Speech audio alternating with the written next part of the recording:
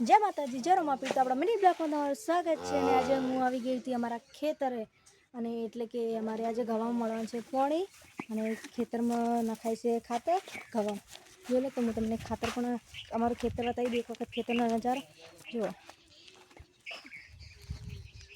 કેટલા મસ્ત નજારો છે. અમારું ખેતર છે, 2 વીઘા જમીન છે, જેમાં અમે વાવી દીધા છે ઘઉં, અને જોઈ શકો છો.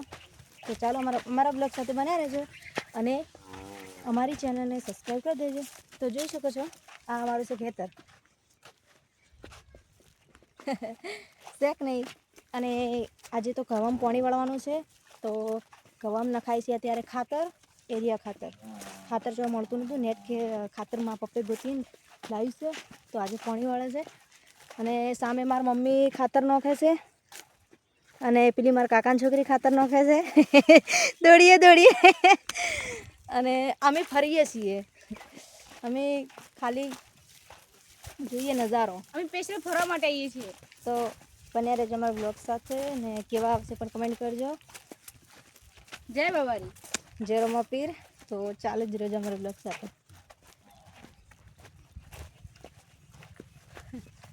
હવે કિંજલ દેખાય. જય માતાજી મિત્રો. તો હવે આપણે બેઠ્યા છીએ ખાવા માટે, કારણ કે ઘરેથી હું ખાઈ નથી આવી. મેં કીધું હું ખેતરમાં જઈને જ ખાઈ, કારણ કે ઘરે ને ખેતરમાં રાત દિવસનો ફરક હોય. કારણ કે ઘરે ખાવાના ભાવે ને ખેતર આપણે મસ્ત ખાવા ભાવે.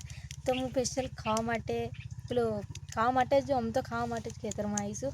તો જો ખાવા લઈને બેસી ગયું મસ્ત શાક અને બાજરીનો રોટલો. આપણે તો દેશી છીએ એટલે. તો બનાવો મારા બ્લોગ સાથે. જય માતાજી મિત્રો. તો જુઓ, અમુક ફુવારા ભમતા નહીં, એટલે નવા લાવી દીધા છે, હવે વાળવાના છે, કરીએ છીએ. તો તમને બધા લાઈવ બતાવી દઉં, તાકી તમને બધાને વિશ્વાસ આવે કે અમે મજૂરી કરીએ છીએ, કાંઈ મજૂરી કરીએ છીએ. જુઓ અમારું ખેતર. હેડ હવે બીજે છો મને બતાવ, બીજે છો હવે એક આ વાળી દેવો છે, એક આ પાણી વાગે પવરાતું નહીં એટલે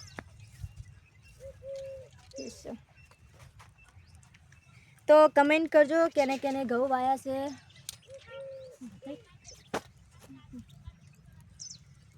કમેન્ટ કરજો કેને ઘઉં વાયા છે. તો અમે તો ઘઉં વાયા છીએ.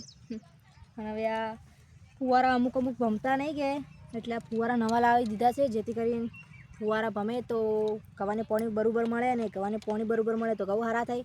તો એના માટે કંઈ ફુવારા નવા લાવ્યા. અમુક બનશે.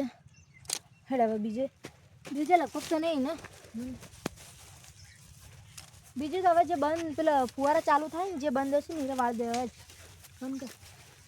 જય માતાજી મિત્રો. તો જુઓ ફાઇનલી ફુવારા વાળી દીધા. જે ખરાબ ફુવારા હતા ને બધા વાળી દીધા, આવા નવા લગાવી દીધા છે. એટલે શું ઘઉંને પાણી પણ બરાબર મળે, અને ઘઉં સારા થાય. તો જુઓ ગાઈસ, અમારા ઘઉં મોટા થઈ ગયા. ઘણા લોકોની કોમેન્ટ હતી કે હજી ઘઉં કેમ નહીં વાવ્યા. ઘઉં વવરાઈ ગયા, અને રણુજાએ જઈને આવ્યા રહ્યા, ને બધું પતી ગયું, ને ઘઉં મોટા થઈ જાય. કાલ જોતો તો આવીએ જાય, મોટા થઈ જાય.